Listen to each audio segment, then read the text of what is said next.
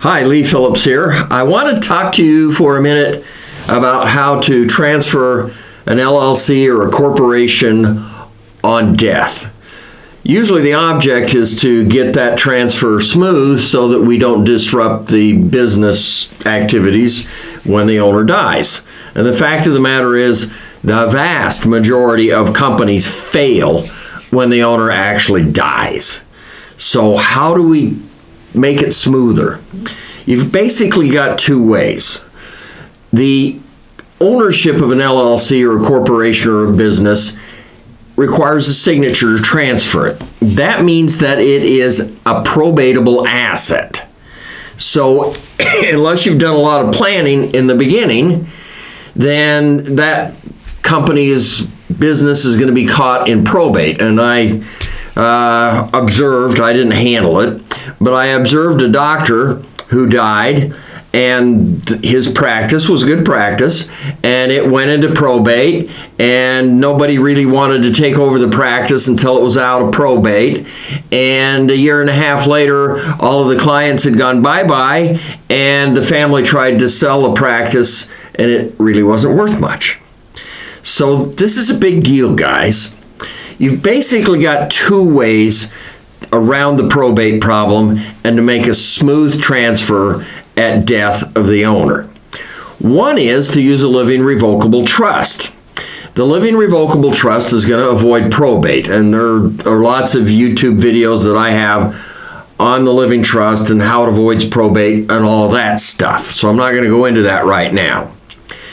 But the trust has to own the stock in the corporation or the membership interest in the LLC. Your name isn't on the documents of the state, in your operating agreement, in your bylaws. Your name doesn't appear there as an owner, a member.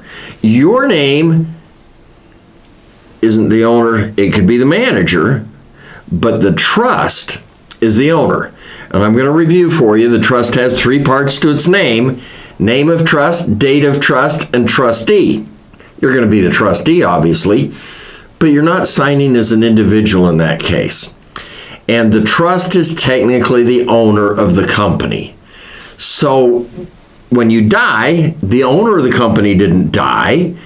You died, the manager died, and ownership of the actual company, either the corporation or the LLC, is in the trust. And the new trustee, the successor trustee, has the ability to stand in and manage that asset, the company. And that's very often the largest asset that an individual has, is their little company. But the successor trustee can immediately come in. They could sell that company next week, sign it over, no problem, no probate. So the living revocable trust is one way. A second way is to actually write in the operating agreement, your rule book for your LLC, or the brain freeze, the rule book for the corporation, the bylaws, thank you. Gee, I ain't getting old. But either write it in the operating agreement or the bylaws. What happens, now I got the giggles, what happens when the owner dies, the stockholder or the member dies?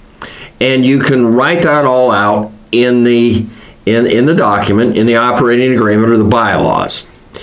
And that can be a controlling aspect of it, and we can transfer ownership without having to go through the probate courts and all of those issues. So you can write it in the actual documents of the company, what happens when somebody dies. I tend to lean towards use the living revocable trust, because usually the living revocable trust, I'm going to say, is more flexible. If you say in the documents of the company that your son takes over when you die, and you and the son die in the automobile accident, then we're toast. In the living trust, it's going to address what happens if the son has died near or before you, it goes to their kids or whatever you said it was going to do. So the living revocable trust has the flexibility to handle a lot more situations because it's got pages of documents saying what happens under this, this, and this, and this circumstance. Whereas you're not going to put more than a paragraph or so in the operating agreement or the bylaws. So think about what you want to do, but do something so that your little company passes on when you die, and you're going to die, I'm going to bet on it, to whoever you want to manage it or take care of it. So this is Lee Phillips. Now don't forget to subscribe and love us and all that stuff. By the way, I think you ought to learn how to use a living revocable trust. I have an ebook, How to Use a Trust. It's free. Just click below and you can get that for yourself. We don't sell your information, so don't worry about the scams or the crap that you get on your internet stuff in the emails. Don't worry about that. So, Lee Phillips, get the How to Use a Trust and do something to make it so your little company passes easily when you die.